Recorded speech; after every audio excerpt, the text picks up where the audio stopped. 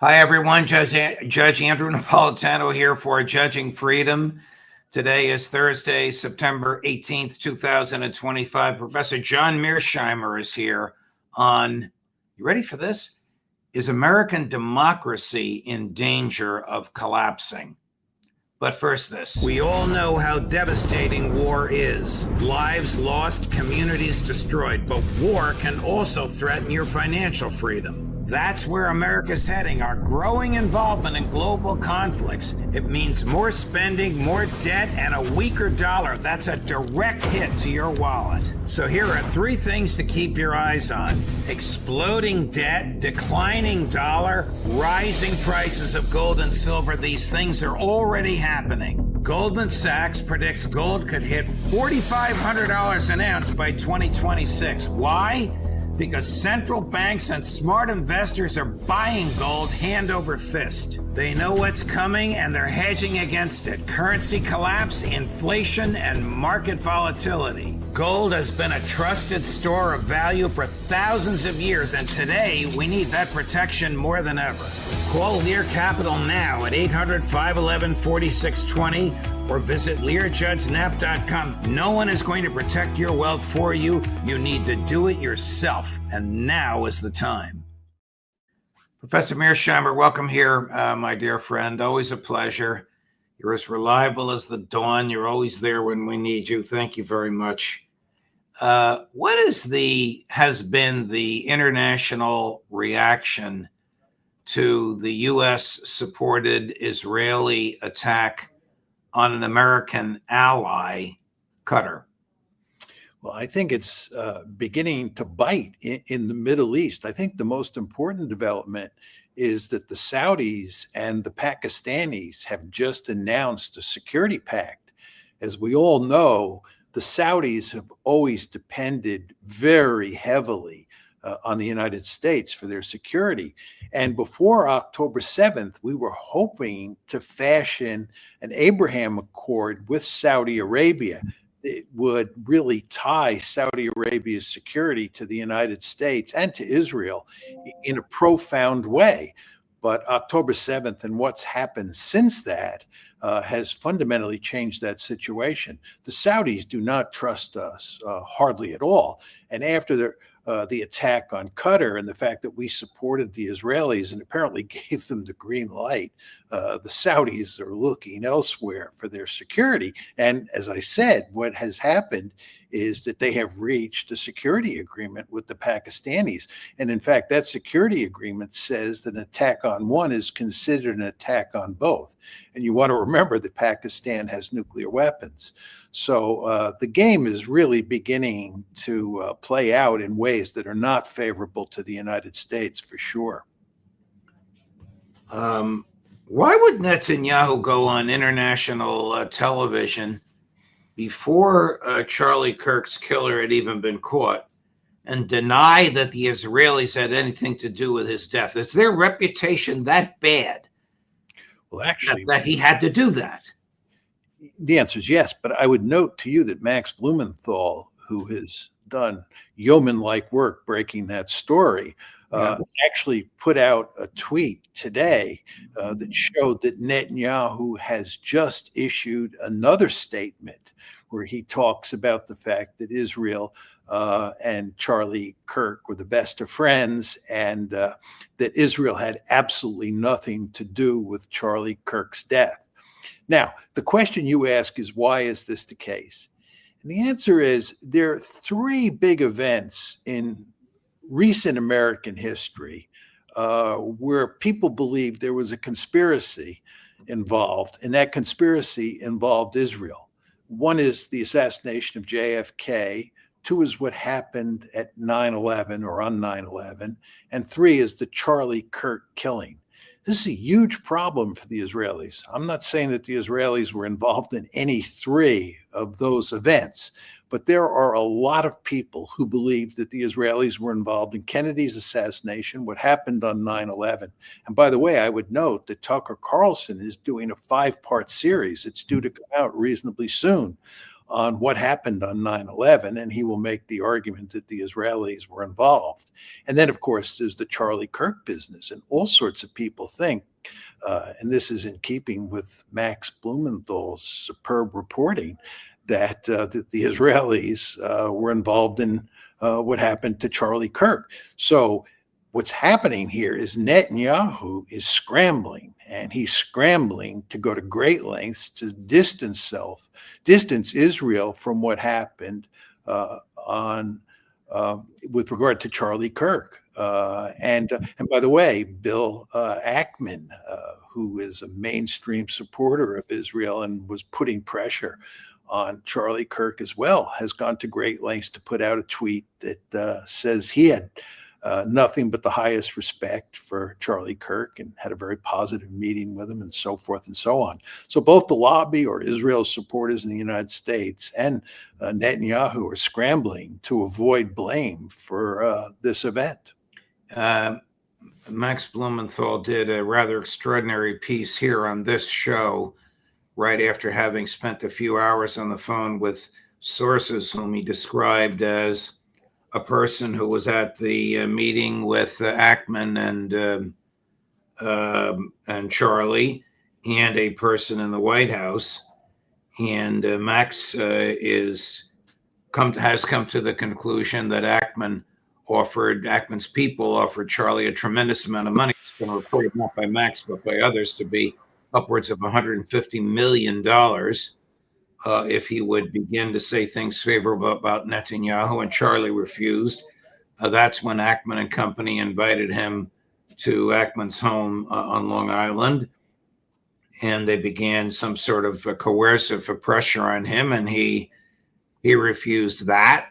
And he told friends in the weeks and days before he was murdered that he was afraid for his life. And he told friends and colleagues that he didn't trust Netanyahu. But here is Netanyahu saying what you just said. Now, there's a lot in here to unpack. It's not that long. It's only about a minute long. But he does say, you'll hear this, he, meaning Kirk, encouraged me to make the case directly to the American people about how vital Israel is to the U.S. national security. Hold your fire. Here's Netanyahu yesterday. Joseph Goebbels, the Nazi propaganda minister, said that the bigger the lie, the faster it will spread. Well, somebody has fabricated a monstrous big lie that Israel had something to do with Charlie Kirk's horrific murder. This is insane. It is false. It is outrageous. Charlie Kirk was a giant, a once-in-a-century talent who defended freedom, defended America, defended our common Judeo-Christian civilization. Charlie loved Israel. He loved the Jewish people. He told me so in a letter that he sent me just a few months ago. One of my greatest joys as a Christian, he said, is advocating for Israel and forming alliances with Jews to protect Judeo-Christian civilization. He encouraged me to make the case directly to the American people about how vital Israel is to U.S. national security. He told me, the Holy Land is so important to my life, it pains me to see support for Israel slip away. Now, if Charlie disagreed with a policy of mine or a decision here and there, not only did I not mind, I welcomed it. This is the essence of Charlie. This is the essence of a free country. It's exactly what Charlie stood for. And I knew that his suggestions always came from the heart, from his love for Israel and from his love for the Jewish people. A few weeks before his death, I spoke to Charlie. I invited him to visit Israel again. And sadly, that won't happen. Now some are peddling these disgusting rumors, perhaps out of obsession, perhaps with Qatari funding. What I do know is this: Charlie Kirk was a great man, and a great man deserves honor, not lies. Rest in peace, Charlie Kirk.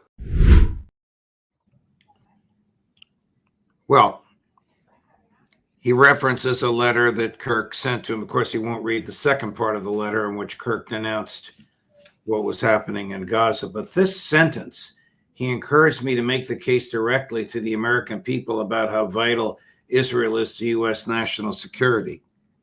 Israel isn't vital to the U.S. national security. It's destructive of U.S. national security. Is that not so? Well, it's more than destructive of American national security. It's reaching the point where it's destructive of American liberal democracy as well. But let's leave that aside for a second. The fact is that what was happening with Charlie Kirk, and it's very well documented, is that he was changing his mind in a fundamental way on Israel and Israel's role inside of the United States. Uh, a lot of people in recent years have begun to rethink how they view Israel and Israel's relationship with the United States. And what happened with Kirk is that he was, at one point, as Prime Minister Netanyahu describes, super supportive of Israel. But he began to change his mind. And Max Blumenthal lays the story out again very clearly in his interview with you. And for anybody who hasn't seen that, they should watch it.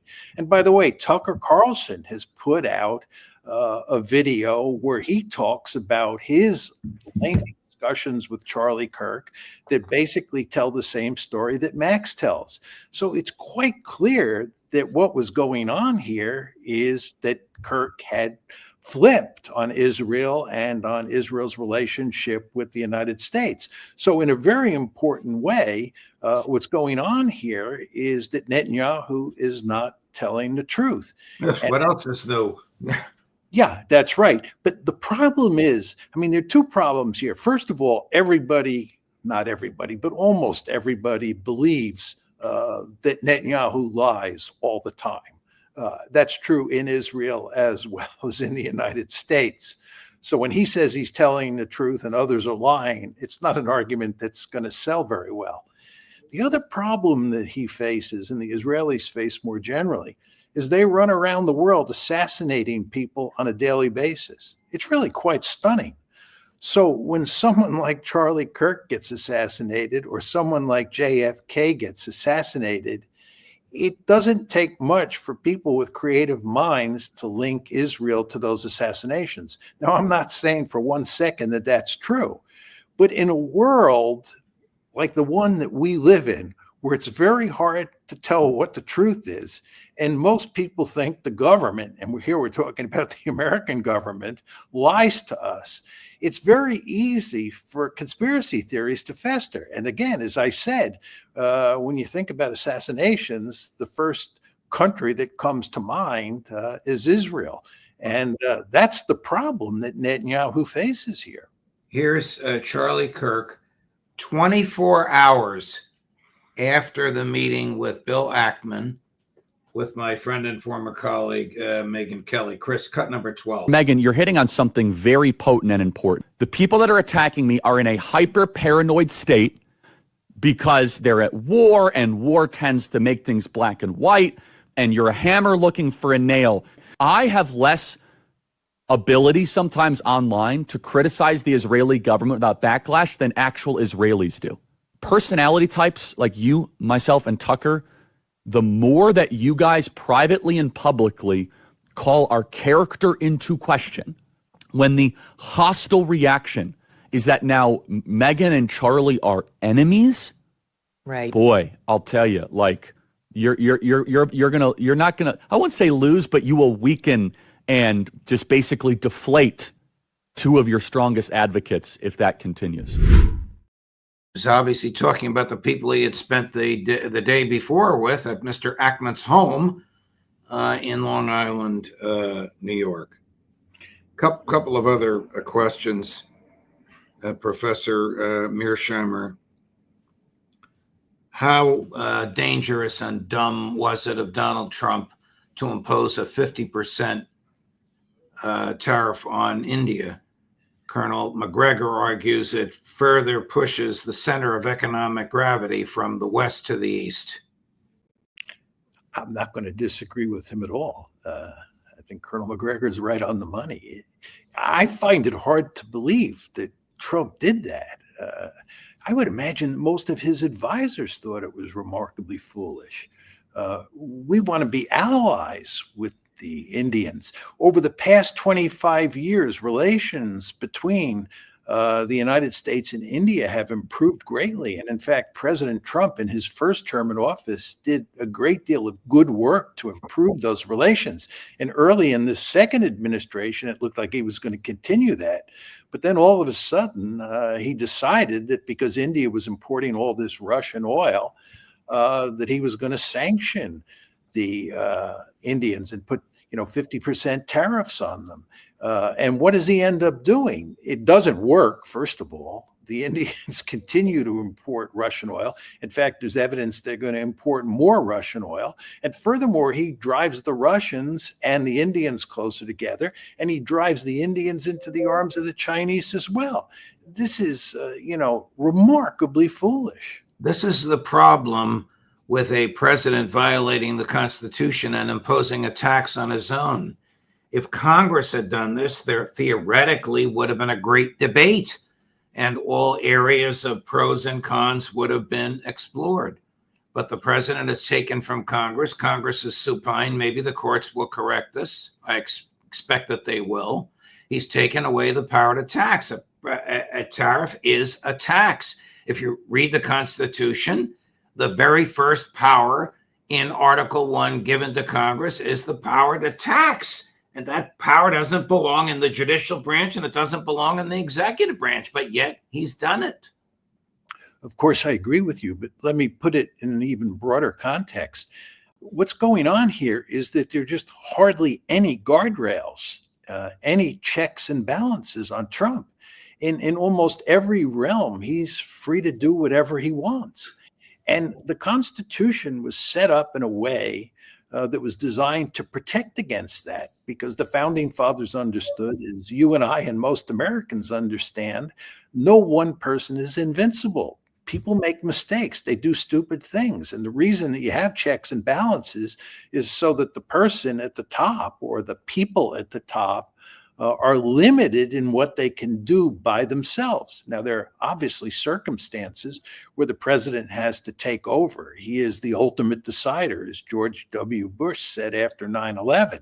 We understand that there are those kinds of circumstances. But President Trump's view is that he is the ultimate decider 24/7. And this is a prescription for disaster. And it has, nothing to do with Trump per se. It just has to do with the fact that all individuals have faults. And it's very important that you have guardrails to protect against those individuals going off the rails. But we don't have those guardrails. So what happened with India is just one manifestation of this broader problem. Has the Anchorage, Alaska meeting between Presidents Trump and Putin in any measurable, palpable way moved the Ukraine war toward peace? No, not at all. The Ukraine war is going to be settled on the battlefield, as I've said on this show many times. The fact is that the Europeans and the Ukrainians on one side and the Russians on the other side have a set of demands that are so far apart, there is no possible way you could reconcile the two positions. I think that Trump genuinely would like to cut a deal, but I think Trump now understands that he cannot cut a deal. And what he's doing is he's skillfully positioning himself so that when Ukraine loses the war, he can't be blamed. That's why he's not cutting off the flow of weapons to Ukraine, but he's making the Europeans pay for them. And he's saying all the right things, with regard to tariffs, for example, or sanctions. He's told the Europeans that he's in favor of sanctions, but he's not going to do anything until they do something on the sanctions front. And of course, they're not going to do anything on the sanctions front. So later, when Ukraine falls and people say you should have put sanctions on, he's going to be able to say, I wanted to put sanctions on, but the Europeans wouldn't do it. And it would be unfair to the United States for us alone to pay the price of putting sanctions on the Russians. So he's very, I think, skillfully positioning himself so that he will avoid much of the blame when Ukraine falls. But he clearly understands at this point that there's no way he can work out a deal, because the Ukrainians and the Europeans on one side and the Russians on the other are on polar opposite sides of the dipole. Here's President Trump being asked if his attorney general is in a position to prosecute hate speech. And of course, he accuses the questioner of hating him. Pam Bondi's saying she's going to go after hate speech. Is that, I mean, a lot of your allies say hate speech is free speech. We'll probably go after people like you because you treat me so unfairly. It's hate. You have a lot of hate in your heart. Maybe they'll come after ABC. Well, ABC paid me $16 million recently for a form of hate speech, right? Your company paid me $16 million for a form of hate speech. So maybe they'll have to go after you. Well, that's an absurd, patently absurd response. The Attorney General's statement would have flunked the basic course in constitutional law. She eventually walked it back. Then she regenerated it again, saying she was going to prosecute Home Depot or Staples because some kid refused to make copies of a Charlie Kirk memorial flyer, as if somehow that was a crime. Again, this is an example of an executive branch out of control. In this case, it's a Department of Justice totally under the thumb of the president, not independent at all. The DOJ has always been quasi-independent because it must do what the law requires, whether the president wants that or not. Yes, exactly. I mean, this violates freedom of speech. Hate speech is protected. Yes. I think these hateful things that have been said about Charlie Kirk are absolutely horrible, but they're protected. And it's just like, Nazis marching in Skokie when we were younger. Right. It's a hateful thing, but the Constitution is set up to protect that. I remember when I was younger, when I went to West Point, I would see people burning the American flag. That did not warm the cockles of my heart, as you can appreciate. But people are allowed to do that. That's what makes America great. A lot of people don't understand that anymore. But the idea that the president of the United States and some of his principal assistants think that freedom of speech is not that important and that they're free to label speech that they don't like as hate speech and then throw people in jail or do whatever is reprehensible. It's the hallmark of a totalitarian regime. If you can legally characterize your adversary's speech as hateful, prosecute and convict and incarcerate on that basis. Absolutely. I mean, this is a threat to liberal democracy. Well, the law is very, very clear. This isn't even a close call. The strongest case law in support of the protection of hate speech is the Westboro Baptist Church, a bunch of fanatics that used to say horrible, horrible things to people about to have abortions. And the one-liner in there says the whole purpose of the First Amendment is to protect the speech we hate, written by the most conservative member of the court, my classmate and former debate partner, Justice Samuel Alito. The United States of America is either a democracy or a republic or a blend of the two, a democratic republic. Do we still have a freely elected government, or is the republic and democracy just a mask for the government that the people can't control? Well, I think that our elections don't add up to very much at all. We don't have much say in who the candidates are. The moneyed interests in this country basically control who the candidates are. And the idea that the people have a significant influence on our government at this point in time is not a serious argument. And all you have to do is look at the Israel issue, right? If you look at how most Americans think about Israel and think about the Palestinians, more Americans support the Palestinians than they do the Israelis. The number of Americans who think that Israel is committing genocide in Gaza is reported to be close to 50%, and it's well above 50% in the case of the Democratic Party. But if you look at how those two parties and how the government acts, you'd have no idea how the people actually think. We just don't have that much influence. certainly on foreign policy, but even on domestic policy. And by the way, this is why a lot of people voted for Donald Trump. Donald Trump promised that he was going to fix this situation. There are a huge number of Americans out there who think the government doesn't represent them. They think the government is run by privileged elites who have boogered the system so that it favors them and it screws people down below. And Trump understood that very well. He has a very good nose, and he went out and appealed to those people and said that he was going to change things. Of course, he's not changed things, and we're in real trouble. But there are all sorts of other problems as well. We were just talking about the freedom of speech issue. I mean, is there a more important issue than freedom of speech? The protection against being searched are being violated all the time. Oh, look, the Supreme Court ruled this past week that the police can stop you on the streets and ask you for your papers. Yeah. Are you an American citizen, or do you have the legal right to be here? Now, before last week, you could say goodbye and walk away.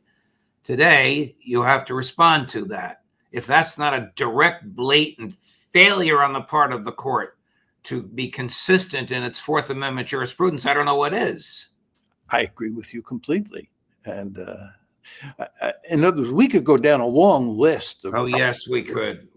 But the point is, American democracy is in danger of collapse, in large measure because of the iron grip that the donor class has on the levers of power in the Congress and the White House.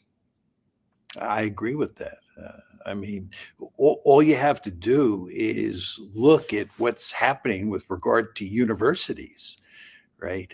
There's all this talk about anti-Semitism on campuses, and university presidents have foolishly played along with this and accepted the argument that there is anti-Semitism. There's not anti-Semitism. What there was protests, significant protests against Israel's genocide in Gaza. And the donor class, as you call it, the lobby, as I call it, went to great lengths to portray those protests against genocide as anti-Semitism. This is ludicrous. But the end result of that is it's freed up President Trump and it's freed up Congress to put their crosshairs on universities. And now they're in the process of wrecking universities. This is absolutely horrible. The United States depends on those universities. And furthermore, you don't want to threaten freedom of speech, whether it's at universities or in the country at large. But that's what's happening. And it's in large part because the Israelis and their supporters in the United States have a deep-seated interest in shutting down discourse about Israel and about the U.S.-Israeli relationship and about what the lobby is doing. Steve Walt and I, who, as you know, wrote this famous book on the Israel lobby, in many ways, we were the first two people to sort of point out what the lobby or what the donor class does in a very sort of public fashion. But we understood very quickly that the lobby goes to enormous lengths to shut down any criticism of Israel immediately. And they will act in incredibly ruthless ways to do that. And that's what you're seeing now. You know, Tucker Carlson, when I was on his show, said he had never met any more vicious people than those in the Israel lobby. And of course, he's exactly right. And the reason they have to go to such great lengths to shut down discourse immediately is that if you ever had an open discourse on Israel and what Israel is doing, and you allowed people to speak freely, the United States would have a fundamentally different view of Israel, and it would have a fundamentally different policy toward Israel. The reason that we have this policy toward Israel that's so out of sync with public opinion as it's now changed is because of the power of the lobby. You take the power of the lobby away and it's a new ball game. Now, the problem here, just one more point on this, the problem is that as time goes by, it will be imperative for the lobby to continue to defend Israel because it is continuing to behave in a barbaric manner in Gaza and on the West Bank, and truth be told, all over the Middle East. So the lobby really has its work cut out for it. And the end result is it is doing all sorts of things to limit the discourse that threaten freedom of speech, that threaten liberal values. So in a very important way, Israel and its supporters here in the United States, most of whom are Jewish, right, are doing things that are not in the interests of Americans, and in particular are not in the interests of Jewish people. This is a completely crazy situation. And as bad as it is today, I hate to say this, I fear that it's only going to get worse. Wow. Professor Mearsheimer, thank you very much. It's hard to be cheerful with these things that we're talking about and these things that are discussing, and thank God we still have the freedom to articulate them. You are a model of intellectual fortitude and personal courage, and I thank you for it. I thank you for your time. I thank you for your friendship. All the best, Professor. We look forward to seeing you next week. I'm looking forward to it already. Thank you for your kind words, and I too am looking forward to it. Thank you. All the best. Okay. Coming up tomorrow, Friday, at 4:30 in the afternoon, the Intelligence Community Roundtable. Larry Johnson's back. Ray McGovern will be with us, and we will have a full segment going through all the things that have happened this week. Judge Napolitano for Judging Freedom.